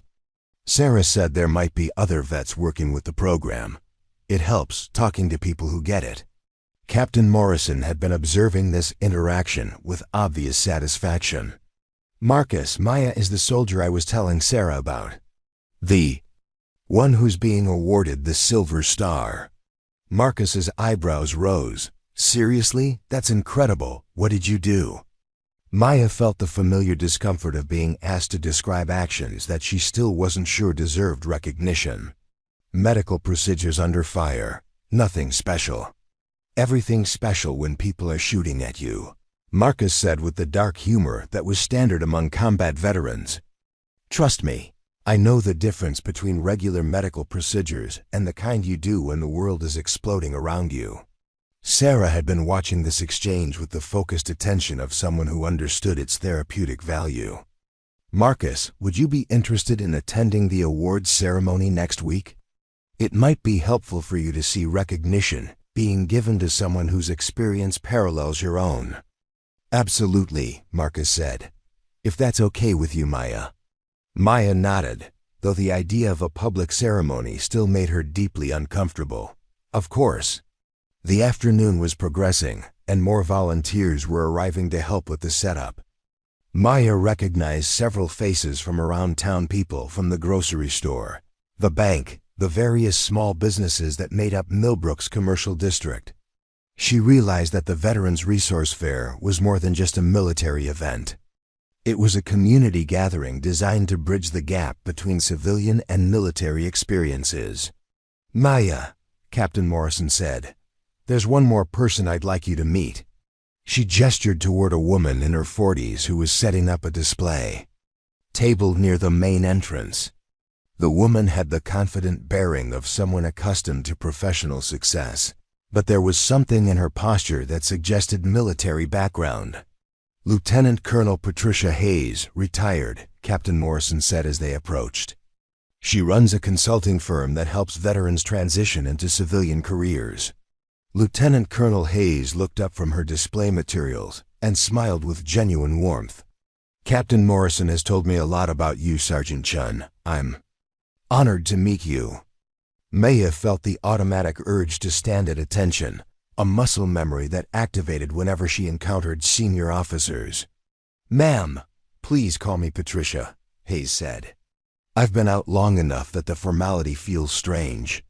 Patricia's display table was covered with informational brochures about career transition services, resume writing assistance, and job placement programs. But what caught Maya's attention was a small placard that read, "From service to service, helping veterans find purpose in civilian careers." "I started this program because I was tired of seeing good soldiers struggle to find their place in the civilian world," Patricia explained. "The skills we develop in the military are incredibly valuable, but translating them into civilian terms requires strategy." Maya thought about her own resume, the carefully sanitized document that described her military experience in the vaguest possible terms. She had learned to hide her competence rather than market it, to minimize her accomplishments rather than leverage them for civilian opportunities. "What kind of careers do people typically transition into?" Maya asked.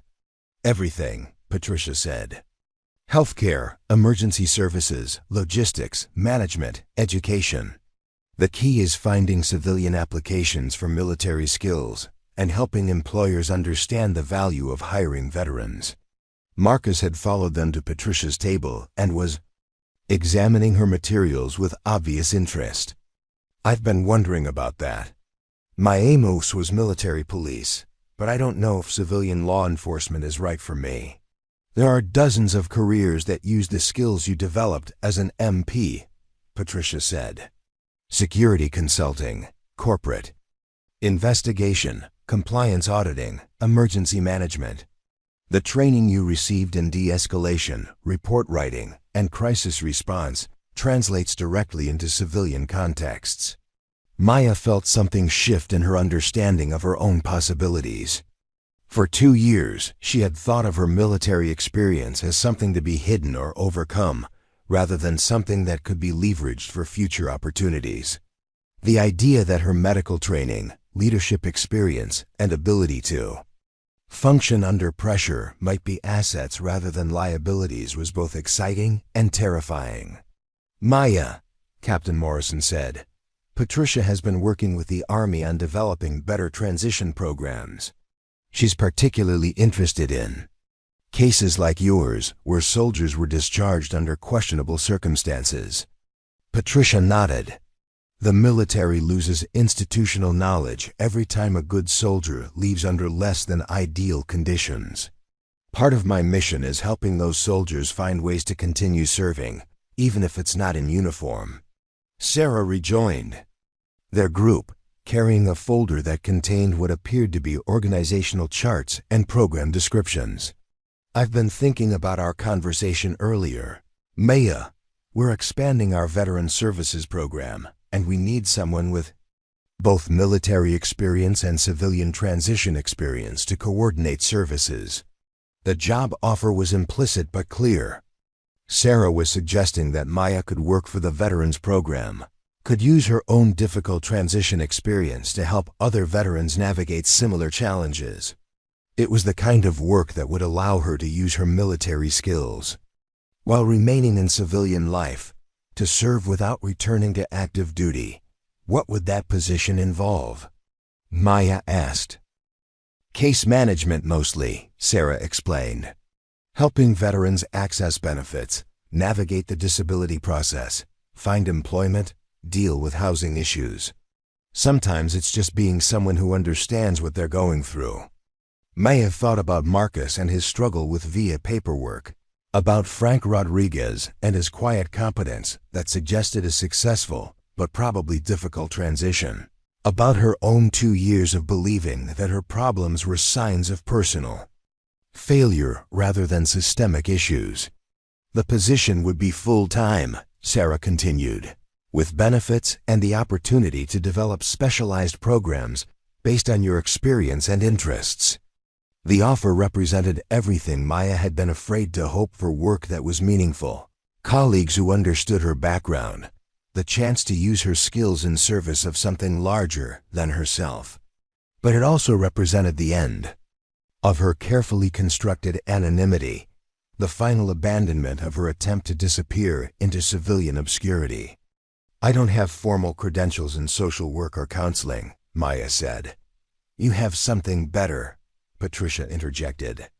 You have lived experience and the ability to connect with people who are struggling with similar issues. Credentials can be earned, but authenticity can't be taught. Captain Morrison checked her watch and gathered her papers. Maya, I need to head back to base, but I want you to think about everything we've discussed today. The Army's offer, Sarah's job opportunity, the ceremony next week. You have choices now that you didn't have before. Maya nodded, feeling overwhelmed by the rapid shift from her morning conversation about Tyler's manufactured performance issues to this afternoon's revelation about military decorations and career opportunities. I will. And Maya, Captain Morrison added, remember that you deserve recognition for what you did. You deserve to be treated with respect, whether that's at a coffee shop or anywhere else. Don't let anyone convince you otherwise. As Captain Morrison left, Maya found herself standing in the community center surrounded by people who understood her value in ways that Tyler and his customer service metrics never could. Sarah was organizing materials for next week's event. Patricia was discussing career opportunities with Marcus, and volunteers were creating a space designed to honor and support veterans. For the first time in 2 years, Maya felt like she was exactly where she belonged. Marcus was examining Patricia's brochures with obvious interest, asking detailed questions about career transition programs and educational opportunities. His questions were intelligent and specific, suggesting that beneath his obvious physical and emotional struggles was a sharp mind looking for direction. "The hardest part for me," Marcus was saying, "is feeling like I'm starting over. Like everything I learned in the Marines doesn't count for anything in civilian life." Maya recognized the sentiment immediately. "I felt the same way," she said. "I convinced myself that my military experience was a liability rather than an asset." "How did you get past that?" Marcus asked. Maya looked around the community center, taking in the purposeful activity and genuine support that surrounded them. "I'm still figuring it out," she said honestly. "But I think it starts with finding people who understand the value of what we did, who don't see military experience as something to be overcome." Sarah had been listening to this conversation while organizing her materials, and now she looked up with an expression that suggested an idea was forming. "Maya, Marcus, would you both be interested in helping with the resource fair next week? Not just attending, but actually participating in the program?" "What did you have in mind?" Maya asked. "A panel discussion," Sarah said. "Veterans talking about transition challenges and success strategies. Real people sharing real experiences, not just officials giving prepared speeches." The suggestion made Maya's stomach clench with familiar anxiety. Speaking publicly about her experiences would be the ultimate abandonment of her anonymity, the final step in reclaiming an identity she had spent 2 years trying to erase. "I don't know if I'm ready for that," Maya said. "You don't have to decide now," Sarah replied. "But think about it. Your story, both the recognition you deserved and the challenges you faced, could help other veterans understand that they're not alone." Marcus was nodding enthusiastically. "I'd do it," he said. "If Maya's willing to share the stage, it might help to know that other people have gone through similar struggles." Maya realized that her decision about the panel discussion was connected to all the other decisions she was being asked to make. Whether to accept the Army's offer of reinstatement, whether to take the job with the Veterans Program, whether to allow herself to be publicly recognized for actions she had performed 3 years ago. All of these choices required her to abandon the safety of anonymity and accept that her story had value beyond her own personal healing. "Can I think about it?" Maya asked. "Of course," Sarah said. "But remember that sometimes the things that scare us most are the things we most need to do." As the afternoon wound down and volunteers began to clean up their work areas, Maya found herself alone with Sarah near the main entrance of the community center. The space was quieter now, filled with the satisfied exhaustion that came from productive work and shared purpose. "Sarah," Maya said, "I need to ask you something. Are you okay with me being here? Knowing that I was there when Jorge died, that I couldn't save him." Sarah was quiet for a long moment, and Maya wondered if she had pushed too far, asked a question that was too painful to answer honestly. "Maya," Sarah said finally, "I spent 3 years learning to live with Jorge's death. I've been angry at everyone, the Army, the government, God, Jorge himself for enlisting, but I've never been angry at you." She paused, looking out through the large windows toward the mountains that surrounded Millbrook. "Jorge chose to serve, knowing the risks. You didn't choose to be in that convoy, but when you were, you did everything possible to bring him home. That's all any parent can ask for." Maya felt tears threatening again, but this time they felt different, cleaner, less complicated by guilt and self-recrimination. "Working with veterans," Sarah continued, I've learned that sometimes the people who were there when someone died carry more pain than the families who lost them. You've been carrying Jorge's death for 3 years, punishing yourself for not being able to do the impossible. It's time to let that go." Maya nodded, not trusting her voice to respond adequately to such grace and forgiveness. "The job offer is real," Sarah said.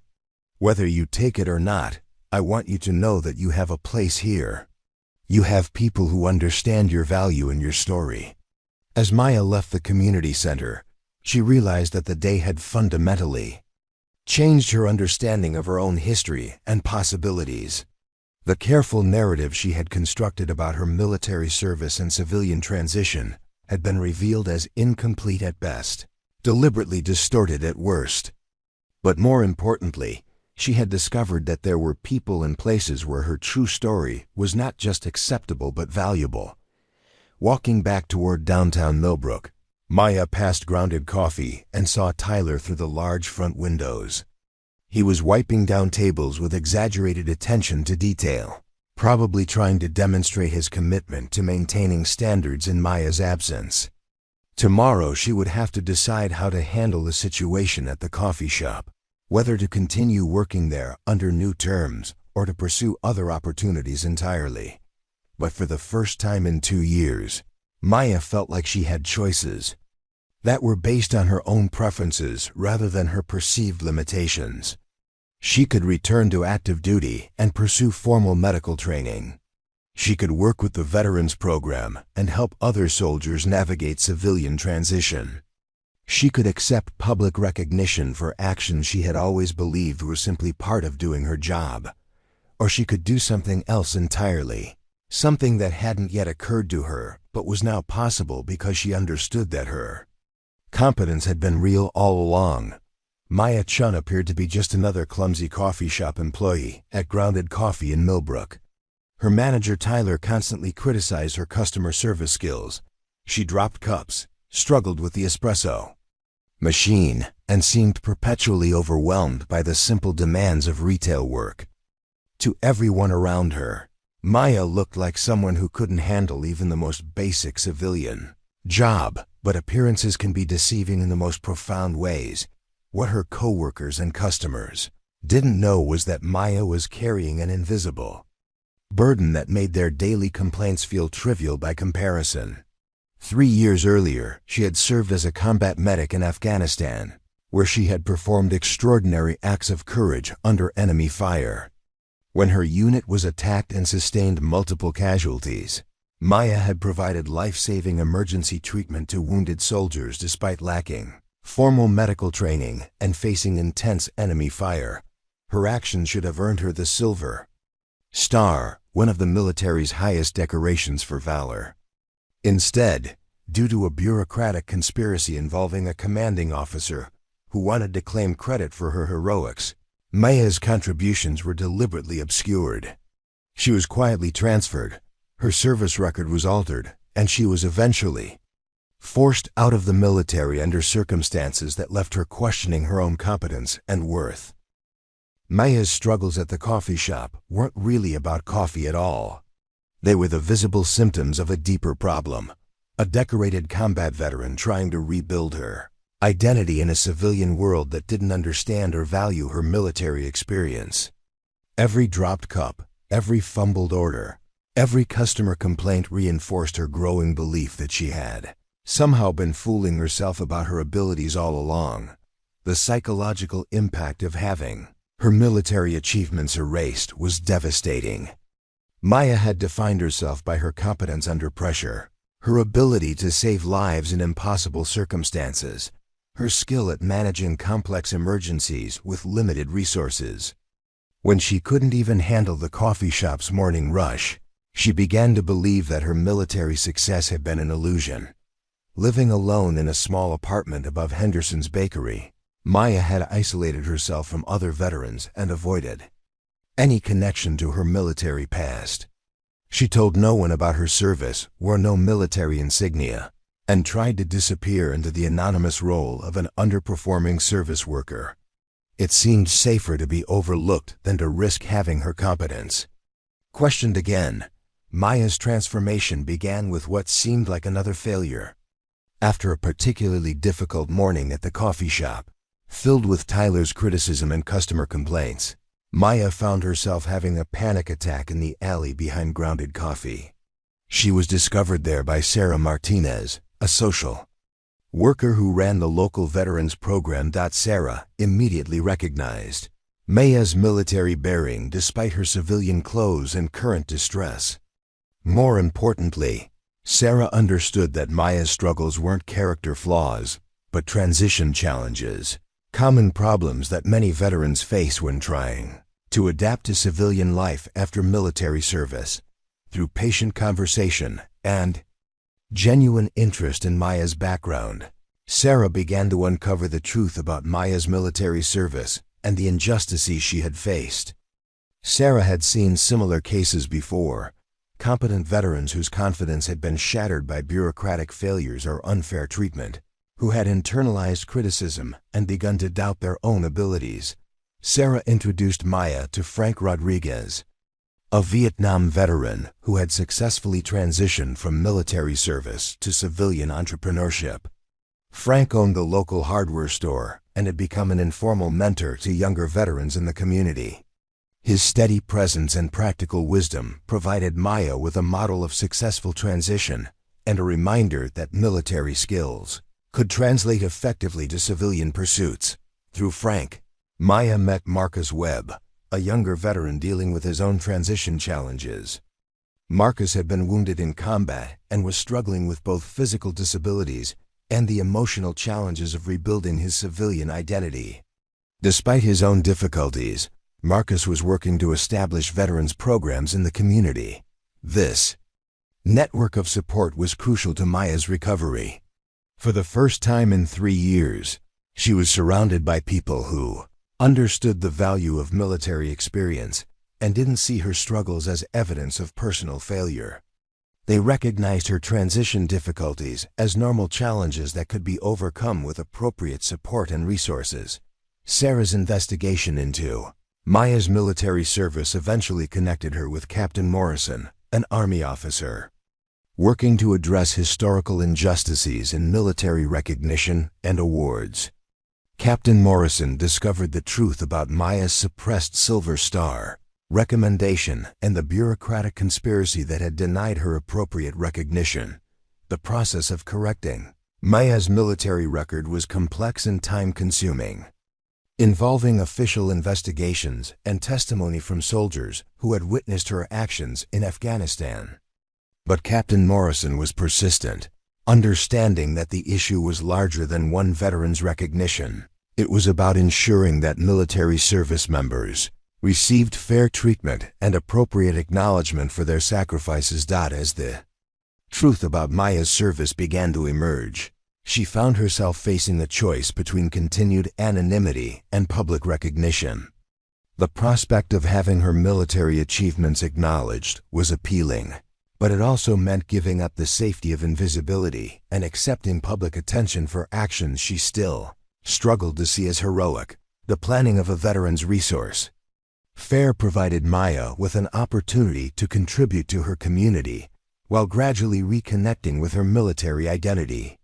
She volunteered to help with logistics, applying organizational skills that had been dormant during her time at the coffee shop. Working on the resource fair allowed Maya to see how her military experience could be valuable in civilian contexts. Her ability to manage complex projects, coordinate multiple resources, and maintain composure under pressure were exactly the skills needed to organize a successful community event.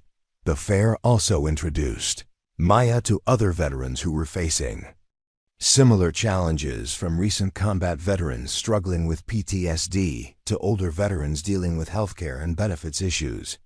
She began to understand that her experiences were part of a larger pattern, that the difficulties she had faced were common among veterans and not evidence of personal inadequacy. The Silver Star ceremony took place during the Veterans Resource Fair, with Maya receiving her long overdue recognition in front of a crowd that included veterans, families, and community members.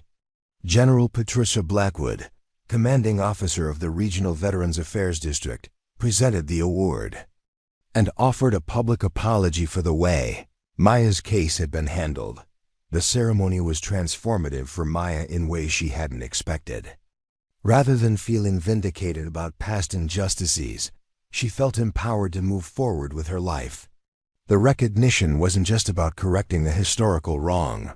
It was about validating her competence and confirming that her military service had value that extended beyond the battlefield. The public nature of the ceremony also changed how others saw Maya. Her coworkers at the coffee shop, customers who had witnessed her struggles, and community members who had known her only as a struggling service worker now understood that appearances had been deceiving. The incompetent barista was actually a decorated combat hero. The most significant outcome of Maya's recognition was her decision to accept a position as a case manager with the Veterans Program. Sarah Martinez offered her the job, recognizing that Maya's combination of military experience and personal understanding of transition challenges would make her exceptionally effective at helping other veterans. In this new role, Maya would be able to use her military skills in service of others facing similar challenges. Her ability to remain calm under pressure, her experience navigating bureaucratic systems, and her understanding of the emotional complexities of military to civilian transition would be valuable assets rather than hidden liabilities. The job also provided Maya with a sense of purpose that had been missing during her time at the coffee shop. Instead of serving coffee to customers who didn't particularly need her help, she would be serving veterans who desperately needed guidance and support during one of the most difficult periods of their lives. Maya's story had implications that extended beyond her personal journey. By speaking publicly about her experiences at veterans events and panels, she helped other veterans understand that transition difficulties were normal and treatable rather than shameful or permanent. Her willingness to discuss the challenges she had faced helped destigmatize mental health issues among veterans and demonstrated that asking for help was a sign of strength rather than weakness. Veterans who might otherwise have suffered in isolation were encouraged to seek support and resources. The correction of Maya's military record also highlighted broader issues with military justice and recognition systems, contributing to policy changes designed to prevent similar injustices in the future. Her case became an example of why veteran advocacy and support systems are essential for ensuring fair treatment of service members. The story concludes 6 months after the resource fair, with Maya established in her new role and helping other veterans navigate the same challenges she had faced. Her office in the community center had become a hub for veteran services, with Maya coordinating everything from disability claims assistance to job placement programs. One of her clients was David Kim, a young Army sergeant struggling with traumatic brain injury symptoms and VA disability paperwork, exactly the kind of bureaucratic maze that had once seemed insurmountable to Maya herself. Her ability to guide David through the process demonstrated how completely her life had been transformed. Marcus Webb, who had been struggling with his own disabilities when Maya first met him, had completed physical therapy and been accepted into a computer programming training program. His success was a reminder that recovery and growth were possible for all veterans with appropriate support and resources. The story's final image shows Maya in her office, helping another veteran begin the transition process, surrounded by certificates of appreciation and photographs from community events. She had gone from hiding her military experience to using it as the foundation for meaningful civilian service. Maya Chen's journey from struggling barista to respected veterans advocate illustrates several powerful truths about resilience, community, and the hidden strengths that people carry within them. Her story demonstrates that what appears to be personal failure is often the result of systemic problems or inappropriate environments rather than individual inadequacy. The transformation wasn't just about Maya receiving recognition for her military Service, it was about her learning to recognize her own value and finding an environment where her skills could be appreciated and utilized effectively. Her struggles at the coffee shop weren't caused by incompetence, but by the mismatch between her abilities and the role she was trying to fill. The importance of community support is central to Maya's recovery. Without Sarah Martinez's intervention, Frank Rodriguez's mentorship, and Marcus Webb's friendship, Maya might have continued to believe that her difficulties were evidence of personal failure. The veterans community provided her with context for understanding her, experiences and resources for moving forward. Maya's story also highlights the ongoing challenges faced by military veterans in civilian society. The transition from military to civilian life is inherently difficult, involving not just practical adjustments, but fundamental changes in identity, purpose, and community. Veterans need support systems that understand these challenges and provide appropriate resources for addressing them. Finally, the story demonstrates that our greatest struggles often prepare us for our most meaningful service to others. Maya's experience of feeling incompetent and undervalued gave her unique insight into the challenges faced by other transitioning veterans. Her journey from needing help to providing help created a full circle of service that honored her military background while contributing to her civilian community. Thank you for taking this journey with Maya Chen from the coffee shop where her heroism was hidden to the community center where it flourishes in service of others. If this story of transformation, resilience, and the power of community support resonated with you, please subscribe for more inspiring stories about ordinary people doing extraordinary things. Your subscription helps us continue sharing these powerful narratives about courage, growth, and the unexpected ways our struggles can become our greatest strengths. Hit that subscribe button and join our community of listeners who believe that every person carries heroic potential, even when it's temporarily hidden behind life's challenges.